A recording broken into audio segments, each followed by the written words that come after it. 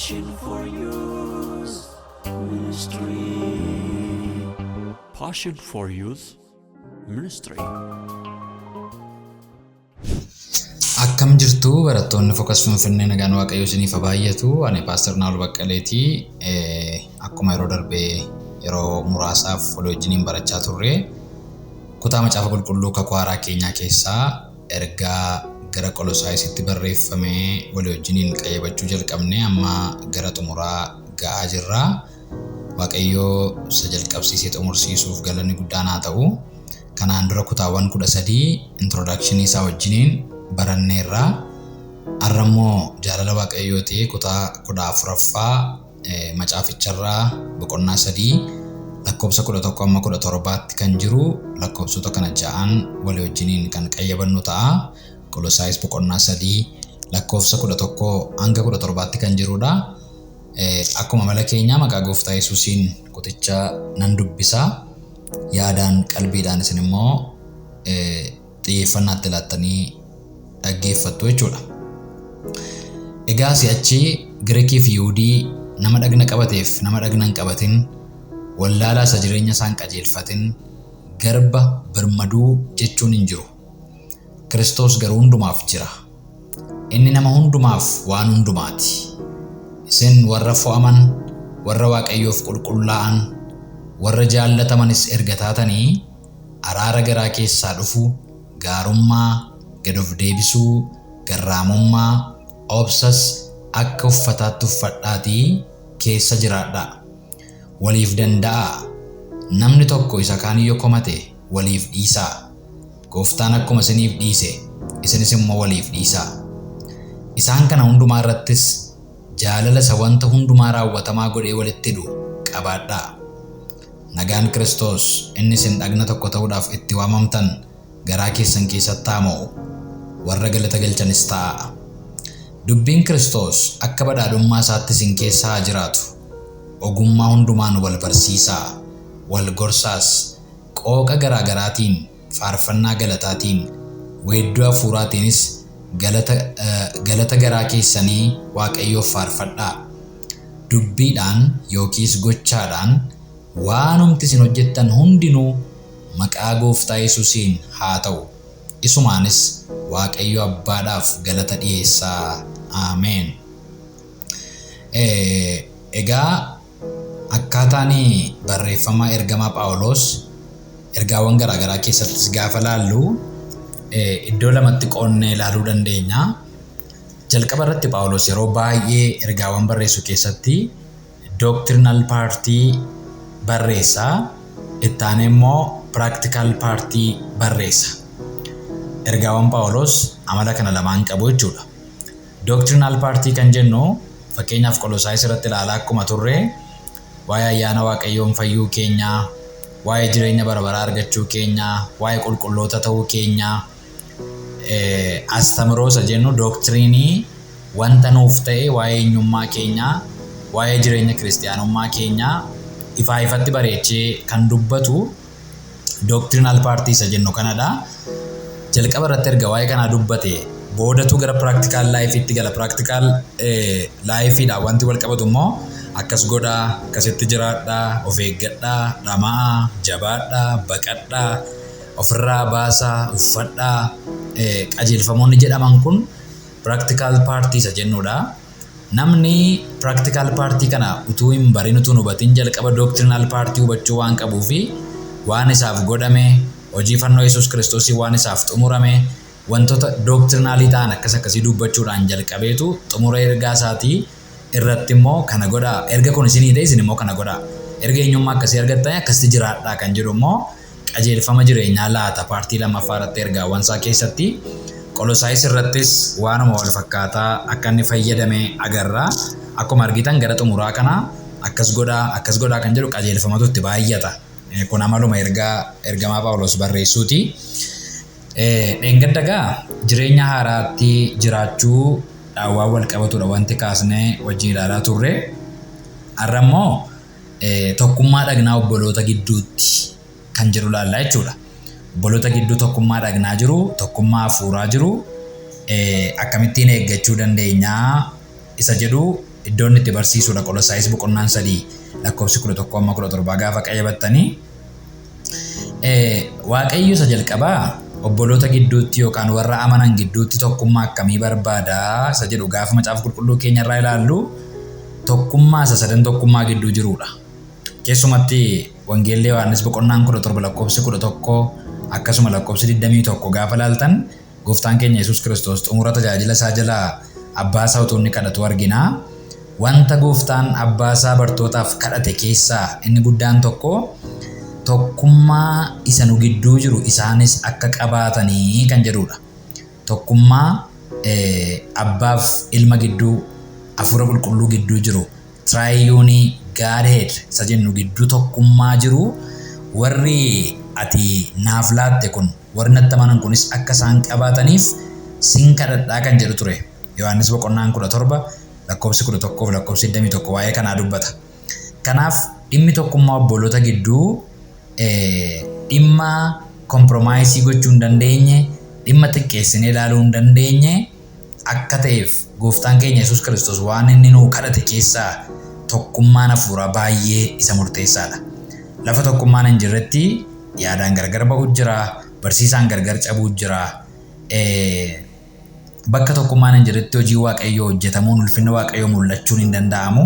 Kanaaf keessumatti waldaa kiristaanaa keessatti fellowshippii qulqullootaa keessatti tokkummaan jennu kun baay'ee barsiifamuu kan qabu, itti yaadamuu kan qabu, of eeggatamuu fi kan qabudhas. Wanti ofiin dhufiin, wanti ofiin guddatu, ofiin biqilu waan nama hin fayyadnedha yeroo baay'ee. Tokkummaanis waan fayyadudha waan ta'eef waan ofuma isaatiin biqilee ofuma isaatiin guddatu miti. Macaafa qulqulluu irraa tokkummaa hafuuraa eeggachuudhaaf dhamaanuun jedha macaafa qulqulluun keessumatti Roomee irraa gaafa dubbisnu boqonnaa 4 irraati. Tokkummaan dhamaatii barbaada, tokkummaan of eeggannaa barbaada, tokkummaan kaaraakterii ofii sirreeffachuu barbaada, tokkummaan ofitti hir'isanii dursa namoota biraaf kennuu barbaada, invest irratti gochuu barbaada tokkummaa eeggachuudhaaf. Kanaaf kutaa kana keessattis waa baay'ee ilaallaa. Lakkoofsa 11 irraa si'achi Giriikii fi Yihuudiin hin jiru. Nama dhagna qabateef nama dhagna hin qabatin gidduu garaagarummaan hin jiru. Wallaalaaf beekaa gidduu garaagarummaan hin jiru. Garbaaf birmaduu gidduu garaagarummaan hin jiru. Sababi isaa Kiristoos hunduma kana tokko godhee hunduma isaaniif gooftaa tokko kenname, kakuu tokko kenname waan ta'eef kana booddee dhiira dubartii Galaaxiyaa irraa immoo dhiiraaf dubartiin iyyuu hin jiru mitiire. Beekaaf wallaalaa xinnaaf guddaa jechuudhaan wal qooduun hin jiru. Kana booddee hundumtuu karaa Yesuus Kiristoosiin tokko ta'eera yaada jedhu arganna jechuudha. Galmi keenya tokkodha. Abdiin fayyinaa nuti itti waamamne tokkodha. Gooftaan nuti ittiin fayyine tokkodha. Dhagna hafuuraa tokkotti hirmaanne, hafuura tokkicha dhugne. Isa kana keessumatti Efesoon boqonnaa 4 lakkoofsa 1 amma 6 irraa argachuu dandeenya. Hafuurri tokko, amantiin tokko, dhagni tokko, Waaqayyo tokko. Galmi keenya waan hundumtuu keenya tokkodha. Hafuura tokkorraa hirmaanne. Maaddii tokkotti deebinee hirmaachuudhaaf jenna. Abdii fayyinaa tokkichatu nuu galame. Gooftaa tokkichatu waa'ee cubbuu keenyaaf dabarfamee kenname waan ta'eef tokkummaan keenya tokkummaa salphaa miti. Tokkummaa isa biyyi lafaa kun tokkummaadha jedhee yaadu miti. Akkasuma tokkoffaa Qorontos boqonnaa 12 lakkoofsa 13 irraa hafuura tokkorraa dhugnee jedha. Kanaaf Qolosaayis kana boqonnaa 3 lakkoofsa 11 gaafa ilaallu warra gooftaatti amanan gidduu garaagarummaan qomoo akka hin jirre, garaagarummaan istaatasii akka hin jirre argina jechuudha. Abaluu Amaaraa, abaluu Oromoodhaa, abaluu Tigireedhaa, abaluu Kaambaataadha kan jedhu kiristaana gidduu hin jiru. Maaliif jennaan namni yeroo Kiristoositti amanu maal ta'a jedha macaafa qulqulluun uumama haaraadha. New creature. Uumama haaraadha jedha. Keessumatti lammaffaa Qorontos boqonnaa 5 lakkoofsa 16-17 irraa isa kana gaariitti arganna jechuudha. Namni kan Kiristoos yeroo ta'u uumama haaraa ta'a. Kanaaf inni eenyummaa moofaan nuun ittiin wal beeknu sun hundumtuu darbee Waaqayyo eenyummaa haaraadhaan nu beeka. Nuti eenyummaa Waaqayyoon wal beekuu qabna. Bifaan wal ilaaluu, wal hedachuu, wal herreguu hin qabnu. Qomoodhaan wal qoollifachuu hin qabnu. Caafiitti moggaatti wal dhiibuu hin qabnu. Wanti nurraa eegamu maaliree tokko akka taane kakuu tokkicha akka nuuf galame, gooftaa tokkicha akka nuuf kenname, galma tokkicha akka qabnu amanuu beekuu akka qabnuudha. Lakkoofsa 11 irraa isa kana ilaalla. Giriikii fi Yihuudiin inni jedhu kuni tokko qomoo kan jedhu ibsa. Inni lammaffaa immoo Israa'elii fi warra Oromoota jedhaman warra Waaqayyoon hin beekne kan ibsudha. Macaafa qulqulluu keenyarraa yeroo baay'ee Giriikii yeroo jedhu Gentiles isa jennuudha. Warra gooftaa hin beekne, warra Oromoota, warra kakuu ijoollee Israa'el keessaa hin qabne hundumaa bakka bu'uudhaaf Giriikii kan jedhu kun fayyadame malee warra saba Giriikii duwwaa jechuu akka hin taane beekuun barbaachisaadha. Yihuudii kan jedhu kun immoo saba Israa'eliin guutummaatti mul'isuudhaaf akka inni galee beekuun barbaachisaadha. Kanaaf egaa tokkummaan keenya kun maal irratti hundaa'ee jennaan hidhaa jaalalaa irratti akka inni hundaa'u, jaalalli kun immoo jaalala Kiristoos ittiin nu jaallate akka inni ta'e macaafa qulqulluu keenyarraa kutaa kanarraan argina jechuudha. Gara lakkoofsa 12tti gaafa geessinee dubbifannu isin warra fo'aman, warra Waaqayyoof qulqullaa'an, warra jaallataman erga taatanidha. Araara garaa keessaa dhufu, gaarummaa, gad of deebisuu, garraamummaa, obsas akka uffataatti uffadhaatii keessa jiraadhaa jedha. Iddoo kanarraa immoo wantoota gurguddaa 5 nuun uffachuu qabnutu nu barsiisa jechuudha. Uffannaa 5 kan nuyi uffachuu qabnu nutti agarsiisa. Tokko araara garaa keessaa dhufu akka uffataatti uffadhaa jedha. Baay'ee kan natti tolu jecha ishee garaa keessaa dhufu jettu kanadha. Araara garaa keessaa dhufu tender mercies. Maa inni araarri garaa keessaa dhufu jennee gaafa ilaallu araarri garaarraan dhufne jira jechuudha. Araarri garaarraan dhufne jira. Namoonni si dhiiseera, dhiifama sii godheera waliin jedhanii fakkeessaadhaan dhugaadhaan kan hin taane irruma irra keessa wantoonni namoonni waliin jedhan ittiin wal bira darbuudhaaf, ittiin dubbii gabaabsuudhaaf waan garaa kaatan garaa isaanii kaatanii warri haasaa biyya keessatti beekamaadha kuni kan garaa garaa taa'u jedhamanii yeroo baay'ee namoonni kan garaa garaa taa'u jedhanii namoonni jallina xuraa'ummaa jibba hammina nama garaa isaanii keessatti kuufatanii araara garaarraan dhufne godhan jiru. Kanaaf macaafni keenya garuu maalluun jedhaa araara garaa keessaa dhufu waliif godhaa jedha. Araara garaarraa ta'e, araara dhugaadhaan ta'e uffadhaa jedha. Inni kan biraan uffati lammaffaan Qolosaayiis boqonnaa 3 lakkoofsa 12 irraa argannu gaarummaa uffadhaa. Kindness, gaarii ta'uu, nama hundumaaf gaarii ta'uu, namoota gaarii hin taaneef gaarii ta'uu, namoota gaarii ta'aniifis gaarii ta'uu akka uffataatti uffadhaa jedha. Inni kan biraan gad of deebisuu jedha. Humility. Gad of deebisuu inni jennu kuni yeroo baay'ee biyya keenya keessatti akka maleedha kan inni interpreted ta'uu gad of deebisuu macaafni qulqulluun jedhuuf gad of deebisuu hawaasi keenya jedhu baay'ee garaagaradha. Yeroo baay'ee namooti nuun gad of deebisuu namoota literally boquu isaanii morma isaanii gad deebisanii deeman, namoota quqummaadan, namoota sasaalfatan, namoota yoo namni isaanitti dubbate ol jedhanii ija keessa ilaaluu hin dandeenye, namoota akkasiidha. Gad of deebisaadha namoonni nuun ittiin jennu. Namoota gad jedhanii waldaa keessa gugguufanii yeroo gabbaan fa'aa akka namni isaan hin arginetti gugguufanii gad deeman.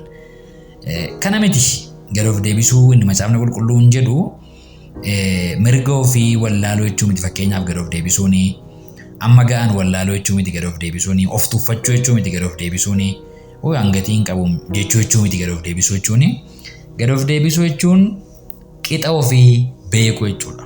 Gabaabumatti amma ga'an gararraatti of yaaduu dhiisuu jechuudha. Gabaabumatti amma irra geenye olitti of yaaduu irraa bilisa gaafa taanu gad of deebisne jechuudha. Humility inni jennu isa kanadha. Kana duwwaa immoo otoo hin taane potentiaalii guddaa otoo qabnu waan jajamu waan gaarii ta'e qabannee otoo jirru wanta sanaan boost gochuu dhiifne istaatasii keenya dhiifne yerootti namoota wajjin jiraachuudhaaf, namoota nuun ginnee wajjin, namoota sadarkaan isaan nuu gadi ta'e wajjin tajaajilaan ta'uu danda'a, beekumsaan ta'uu danda'a, qabeenyaan ta'uu danda'a, jinnaadhaan ta'uu danda'a. Namoota istaatasiin isaanii sadarkaan isaanii nuu gadi ta'e wajjin jiraachuu danda'u. Isaanii wajjin jiraachuu danda'u. Wanti gaariin nuun qabnu gooftaa nurratti ta'uu dhiisu jechuudha. Wanti gaariin kwaalitiin nuun qabnu gooftaa nurratti ta'uu dhiisu, yeroo nu dhiphisuu dhiisu jechuudha. Yeroo jireenya keenya gavarnii gochuu dhiisu jechuudha. Waan gaariitu qabnu simpilii yeroo taanu jechuudha. Gad of deebisuu jechuun isa kanadha. namoonni gad of deebisuu kana egaa warri jedhan tokko nama akka jedhellee irraanfadheera namichi beekan tokko akkas jedha. Gad of deebisuun ni mul'atu of tuulummaa isa mul'anneedha jedha. Jecha kana baay'een jaalladha. Gad of deebisuun inni mul'atu of tuulummaa isa mul'anneedha. Namoonni tokko mul'isanii gad of deebisu. Tuma si ilaaltanii ani hin beeku medhu waanuma beekan gad of deebisaa yeroo gaama. Tuma si ilaaltanii quba isaanii caccabsanii boquu isaanii gad deebisanii akka tokko ta'uu akka qoqommaaduu wayii ta'uu akka ismaayilii gochuu wayii ta'uu ija isaanii liblib godhuu nama laaluu saalfatu tuma si ilaaltanii gad of deebisu. Namoonni tokko immoo hangadiin of deebisaa jedhanii himatu. Hambaayeen gad of deebisaa jedhanii akka gad of deebisan poteenshaalii guddaa kwaalitii guddaa utuu qabanii akka gad of deebisaa jiran wayii mul'isuu barbaadu. Inni kun maannaan of tuulummaadha. Of tuulummaa hamaadha iyyuuti. Gad of deebisuu inni mul'atu of tuulummaa isa mul'anne. Akkas jechuun gad of deebisuudha taanaan gad of deebisuu keenya sana akka gad of deebisaa jirru mul'isuu nuun barbaachisu. Gad of deebisuu dhugaadha taanaan gad of deebisuu qulqulluudha taanaan jechuudha. Diina tokkummaa hamaan of gurguddisuudha. Waldaa kiristaanaa keessatti ta'u riyaa keenya wajjin gaafa jiraannu ta'u diinni tokkummaa obbolootaa diigu inni guddaan gad of deebisuu dhiisuudha. Anatu caalaa jechuudha. Anatu beekaa jechuudha. Amma beekanii ol gahuu jechuudha. Amma baratanii ol of yaaduu jechuudha. Amma ga'anii olitti of lakkaa'uu jechuudha. Inni kun diina tokkummaa isa guddaadha. Kanaaf uffata kana uffadhaa nuun jedha. Qolosaayiis boqonnaa 3:12. Tokkummaa hafuuraa eeggachuudhaaf inni sadaffaa irratti nuun uffachuu qabnu gad of deebisuu humility. Inni afuraffaan garraamummaadha. Meekness. Garraamummaa uffadhaa jedha. Garraamummaa jechuun ammas gowwummaa jechuu miti. Garraamummaa jechuun gowwummaa jechuu miti. Gowwaa ta'uu jechuu miti nama garraamii ta'uu jechuun. Nama garraamii ta'uu jechuun utuu beekanii mirga ofii al tokko falmachuu dhiisuu. Fakkeenyaaf yaadattu seera lakkoofsaa boqonnaa 12 irratti Waaqayyo Museedhaan biyya lafaa keessa namni garraamiin akka Musee hin jiru jedhe Waaqayyo. Gaafa sana garraamummaa isaa maaliin ibsee obbolaansaa Miiriyaamiif Aaroon gaafa isaan irratti ka'anii maal Waaqayyo Museetti malee hin dubbatu nutti immoo hin dubbatu jedhanii gaafa isaan ka'anii Museen waan tokko iyyuu hin dubbanne ምንም አልተናገረም. mirga isaaf hin falmanne ani umuriitti isin hin caala hin jenne barbaachisaa taanaan saba kana biyya Gibxiitii baase hin jenne ani isin hin caala hin jenne Waaqayyo anatti mul'ate uxxii qoraattii keessaa malee yoom isinitti mul'ate hin jenne Museen hin callisee jedha. Achi booddee maaltu ta'e jennaan Waaqayyo dubbateef. Miiriyaam yeroodhuma sanatu adabamtee lamxiidhaan rukutamte guyyaa 7 akka isheen gad hin baane godhamte eekkamsi Waaqayyo irratti boba'e maree jallinaa isaanii irratti. Museen garuu hin callise. Iddoo sanatti Waaqayyo Museedhaan maal jedhe beektu? Namni garraamiin akka Musee hin jiru jedhe Waaqayyo. Garraamummaa jechuun utuu mirga qabnu utuu beennu callisuu danda'u.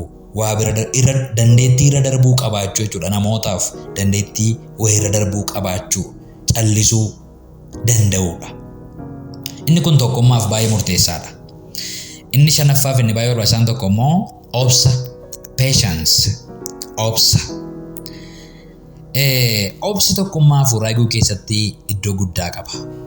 Namoonni baay'een obsa dhabuudhaan jireenya isaanii diiganiiru, gaa'ela isaanii diiganiiru, tajaajila isaanii addaan kutaniiru, kaayyoo isaanii dhabaniiru, galma Waaqayyo isaaniif akeekee gahuu dadhabaniiru.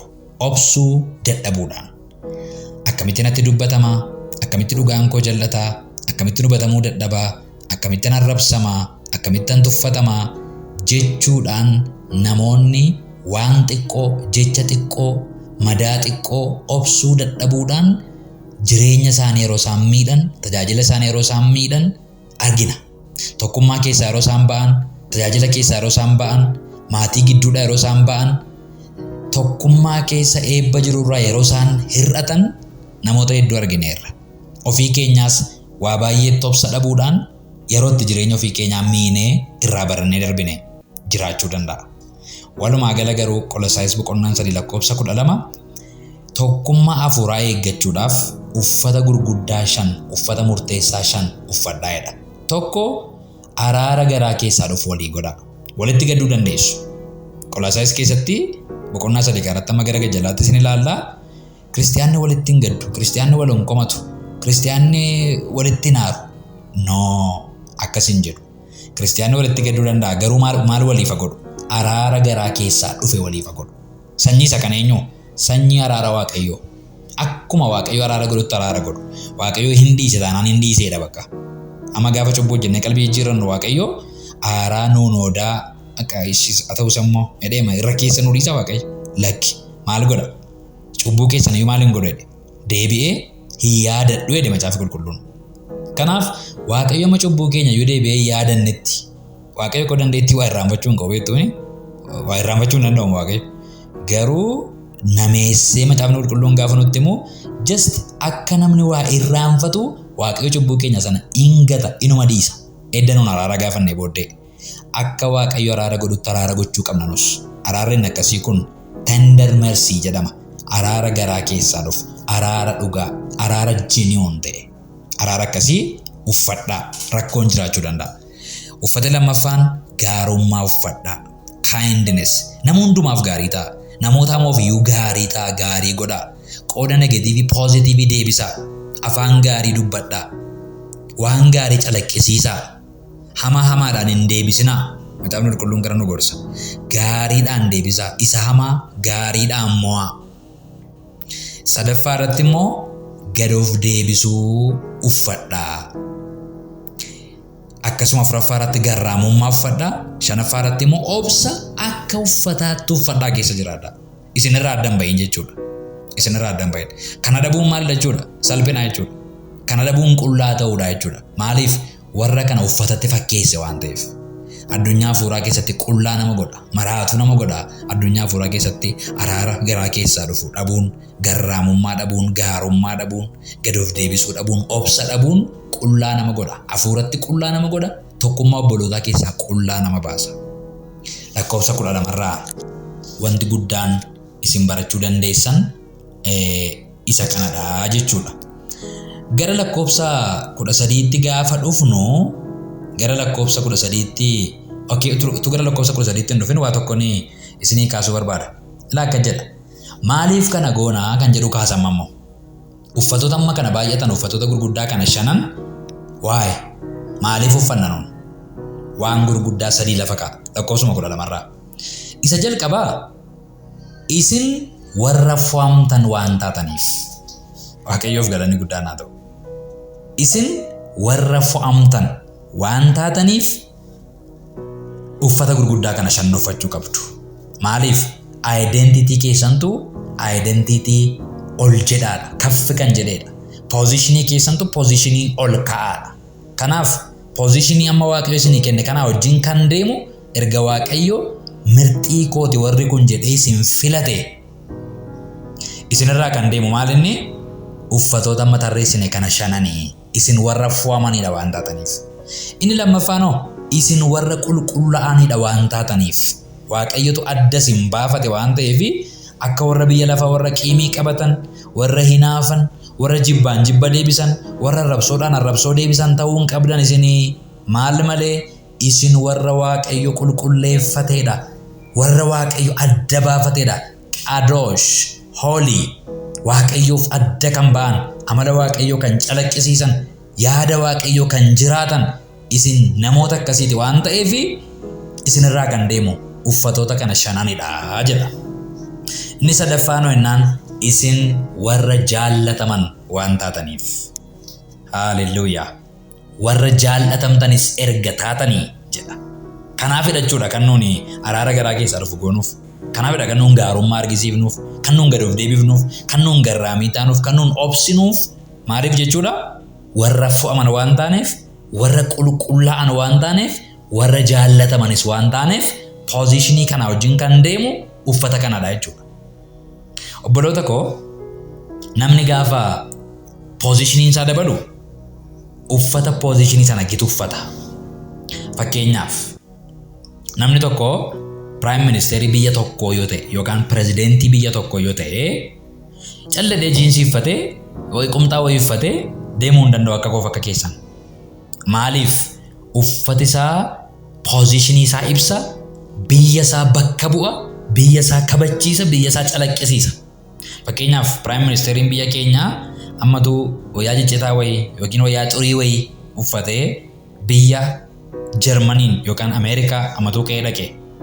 Namoonni gurguddaan achittis argan gaafa Itoophiyaa yaadatan, gaafa Itoophiyaa kaasan maal yaadatu jechuudha. Uffata xurii edda uffatee Prime Ministeriin isaanii sabi sun saba baay'ee booddeettafaadha. Mootiin isaanii yoo wayyaa qulqulluu miicee uffachuu hin barre jedhamna guutummaa keenya tarrabsamaa jechuudha. Kanaaf maal gochuudha? Gaafa poozishinii tokko argatu namni, gaafa mootii ta'u, gaafa carraa tokko argatu namni maal godhaa? Uffata poozishinii sana gitutu uffata isa jalqabaa jechuudha. Uffata poozishinii sana gitutu uffata. Kanaaf uffati nuun uffannu baay'ee murteessaadha jechuudha. Uffati nuun uffannu baay'ee murteessaadha. Eenyummaa keenya ibsaa jechuudha. Poozishinii keenya ibsaa jechuudha.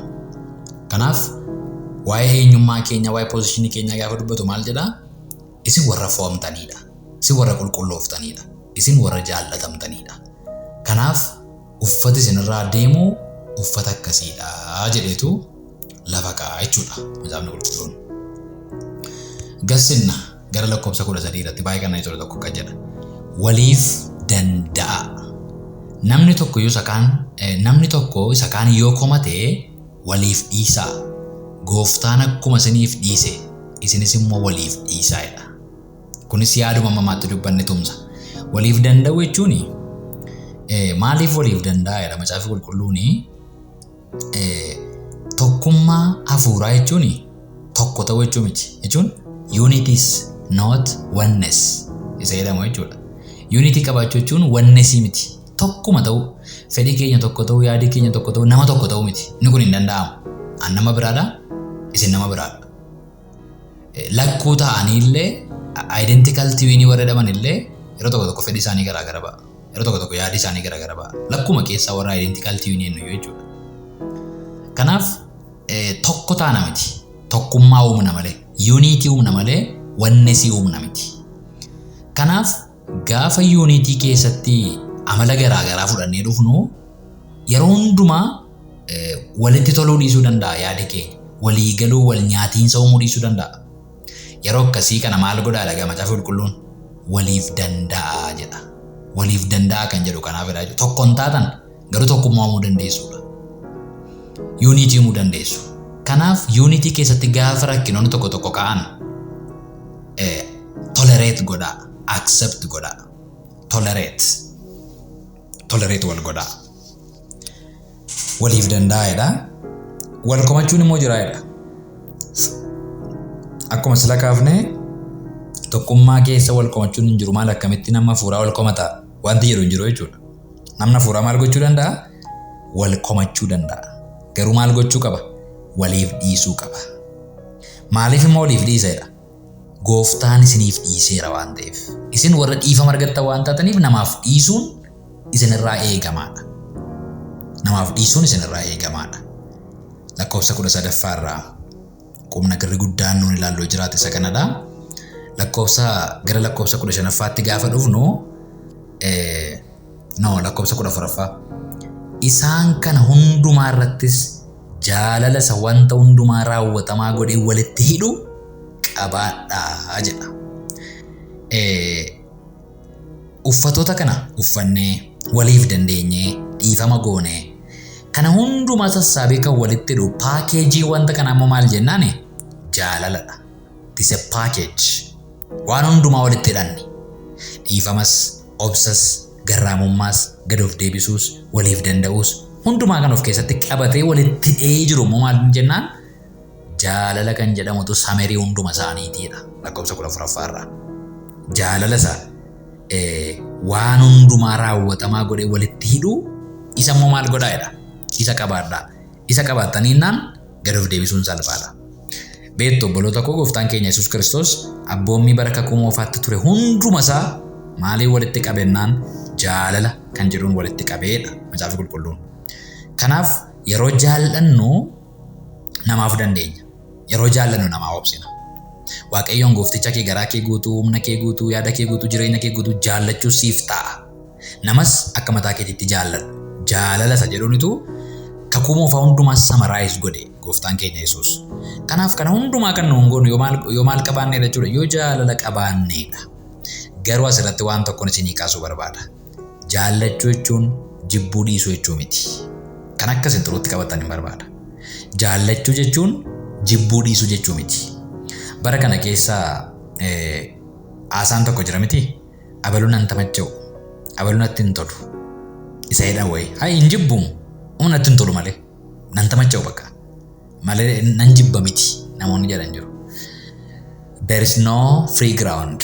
Namni yookaan nama jaallata yookaan nama jibba. Namni yookaan nama jibba yookaan nama jaallata. Gidduutti free groundiin wayii hin jiru. Middle groundiin wayii hin jiru. Bara kana keessa garuu yeroo of gowwoomsinu nan tamacha'u jenna. Natti hin tolu abaluu jenna. Ayi nan jibba miti. Hin jaalladhus garuu natti hin tolu. Inni kun sobadha jechuudha. Jaallachuu jechuun jibbuu dhiisuu jechuun jaallachuuma jechuudha.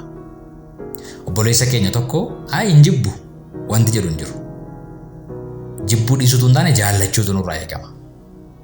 Jaalalli kun immoo maal of keessaa qaba isa jedhu keessumatti obboloota koo tokkoffaa Qorontos boqonnaa 13 lakkoofsa 1-7 kutaa baay'ee chaalenji na godhu keessumaa lakkoofsa 4-7 akkasin baay'ee dubbistan hin barbaada. Jaalalli amala maalii qabaa isa jedhuuf deebii nuu laata. Jaalalli inni naafuu, jaalalli of hin bokoksu, jaalalli lafa salphinaan ijaajju, jaalalli mudaa namaa gadi hin baasu, nama lafafu, nama exposing godhu cubbuu haguuga jaalalli. Phexros ergaa tokkoffaa boqonnaa 4 lakkoofsa 8 irratti kana dubbateera.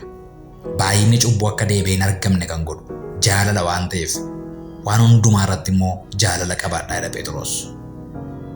Kanaaf jaalalli hin dallanu iyyuu jedhaan baay'inaan dhibaa mala jaalalaa keessaa. Dallanuu fi aaruun garaagarummaa akka qabu beektuuni. Dallanuu jechuun aarii yeroo gabaabaati dallansuun.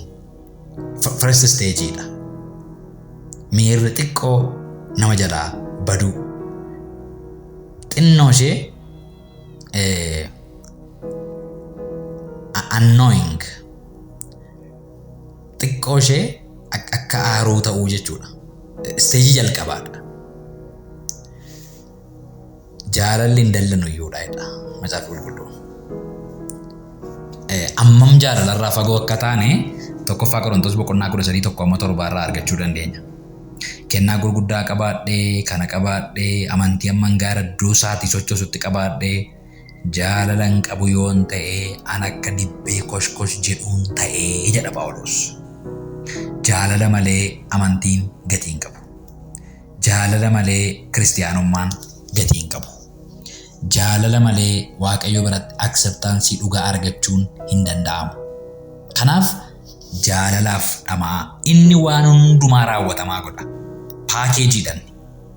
Jaalalli kun waan hundumaa raawwatamaa godha. And above all jedhaan. Above all Ingiliffa isaarraa kan natti tole.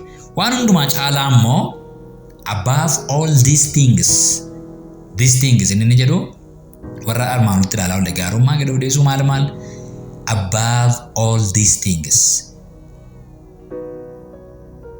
waan hundumaa olitti jedha. Na jaalala kana qabaachuun baay'ee murteessaa akka inni ta'e agarraa. Gara lakkoofsa 15ffaatti gaafa dhufnu nagaan Kiristoos inni isin dhagna tokko ta'uudhaaf itti waamamtan garaa keessan keessatti haa mo'u warra galata galchanis ta'a jedha. Lakkoofsa 15ffaatti gaafa dhufnu. Namni waan garaa isaa keessa guutee bakkeetti baasa. Macaafni qulqulluun keenyas akkas jedha. Namni wanta garaa isaa keessa guuteedha kan inni bakkeetti baasu. Namni garaa isaa keessa nagaan Kiristoos guute dubbii nagaadha. Arraba isaarraa kan ba'u. Ofiisaa wajjin nagaadha. Namoota wajjin nagaadha. Uumama wajjin nagaadha. Wantoota wajjin nagaadha. Waaqayyo wajjin nagaadha. Nama nagaan Kiristoos keessa isaatti mo'ee jechuudha. Jecha kana baay'een jaalladha. Nagaan Kiristoos garaa keessan keessatti hamoo jedha. warra galata galchan immoo ta'a. Inna nama galata galchu ta'a jechuudha. Nama galateeffatu, nama Waaqa galateeffatu ta'a. Namni nagaan Kiristoos keessa isaatti immoo lakkoofsa 15 irraa isa kanadha bal'inaan wanti nuun arginu jechuudha. Gara lakkoofsa 16 irratti egaa baay'ee handhuura guddaa kan ta'e dhufee dubbata. Dubbiin Kiristoos akka badhaadhummaa isaatti isin keessa haa jiraatu. Ogummaa hundumaan wal barsiisaa, wal gorsaa, qooqa garaagaraatiin, faarfannaa galataatiin, weedduu hafuuraatiinis galata garaa keessanii Waaqayyoof faarfadhaa. Faarfadhaa kan jedhu kun abboommiidha baay'ee. Faarfachuun nama nagaan Kiristoos garaa isaa keessatti moo'ee nama nagaa dubbatu, nama boqonnaan Kiristoos keessa isaatti moo'ee afaan isaa irraa dhangala'u irraa kanatu eegama. Maal gochuudha? Faarfachuudha. Maaliin? Qooqa garaagaraatiin, faarfannaa galataatiin, weedduu hafuuraatiin galata garaa ofii Waaqayyoof dhiyeessuu danda'a jechuudha. Namni nagaan Kiristoos keessatti moo'e. Kana hundumaaf egaa waan inni kaa'umaa inni dubbiin Kiristoos akka badhaadhummaa isaatti isin keessa haa jiraatu jedha. Waaqayyoo kana nuuf haa godhu. Boqonnaa 3 lakkoofsa 16 irraa dubbiin Kiristoos xinnoo isin keessa jiraatu hin jedhu akka badhaadhummaa isaatiitti. Jecha kana baay'een jaalladha. Let the word of Christ dwell in you richly in all wisdom. Ogummaa isaa hundumaan badhaadhummaa isaatiin yookaan badhaadhummaa ogummaa isaatiin hundumaan dubbiin Kiristoos isin keessa jiraatu. Let it dwell in you. Isin keessa buufatu. Mana jireenyaa isaa isin godhatu. Dwell. Iddoo buufataa isaa isin godhatu. Maal? Dubbiin Kiristoos. Kanaaf kana hundumaatti jabaachuu immoo kan dandeenyu yeroo dubbii Waaqayyootti jabaannuudha. Yeroo dubbiin Waaqayyoo keessa keenya buufatudha. Yeroo dubbii Waaqayyoo kana nyaannuudha. Dubbii Waaqayyoo kuni Yohaannis 17:17 irraa akkas jedhaan dubbiin kee dhugaadha, dhugichaan isaan qulleesseedha. Dubbii Waaqayyootu nu keessa buufatee nu qulqulleessadha. Garaa keenya qulqulleessa, dhiifama garaa keessaa dhufe akka olii goonuu nu godha, araara qabeeyyii nu godha, nama jaalalaa nu godha. Dubbichi dhugaadha, dhugichi immoo maal godha? Nu qulqulleessa. Gooftaa Yesuus immoo dubbii ani isinitti dubbadhu kun hafuuras jireenyas. Yohaannis boqonnaa 6 lakkoofsa 63 irraa. Dubbiin Waaqayyoo gorsa miti. Informationii wayii kan laatu miti. Hafuuradha, jireenyadha. Dubbii Waaqayyoo kun jechuudha. Yohaannis boqonnaa 6 lakkoofsa 63 irraa wanti guddaan nuun arginu isa kanadha. Kanaaf jireenya Waaqayyootti toluuf tokkummaa hafuuraa eegu kana jiraachuudhaaf immoo dubbii Waaqayyoo garaa keenya keessatti immoo akka inni qabu lakkoofsa 16 irraa edda kaasee booda lakkoofsa 17 irraa maal jedha? Dubbiidhaan yookiis gochaadhaan waan humti isin hojjettan hundinuu maqaa Gooftaa Yesuusiin haa ta'u. Isumaanis Waaqayyo Abbaadhaaf galata dhiyeessa. Waaqayyoof galanni guddaan haa ta'u. Asirratti waan tokko akkas hubattan nan barbaada. Keessumatti namoonni tokko biyya keenya keessaas biyyoota garaagaraa irraas Waaqayyoof galata galchuu kan barbaadan sagantaa adda addaa kan qaban guyyaa galateeffannaa jedhanii addunyaarraa akka sabaatti akka addunyaatti guyyaan galateeffannaa tuumaa galateeffatan neeshiniin garaagaraa kan mataa isaanii qabu. Sabi keenyas keessumatti sabi Oromoo biyya kana keessa jiru UNESCO irratti kan galmaa'e guyyaa galateeffannaa qaba, guyyaa irreechaa qaba. Amma yeroo sagalee kana waraabuyyuu guyyaan irreechaa hora Arsadiif hora Finfinnee torbanotatti yerootti gale keessadha amma yeroon sagalee kana waraabaa jirutti. Kan baay'ee nama dhibu kiristiyaanotuma ta'anii namoonni tokko kana support godhu. Wanti guddaan Waaqayyoon galateeffachuudha. Waaqayyo hin simataa saba Oromoo walitti dachee wayyaa adii uffatee maanguddoon kun ba'anii laga dhaqanii waan isaan galateeffataniif galata kana Waaqayyoon fudhata. Thanksgiving Day dha jedhanii namoonni amanan jiru.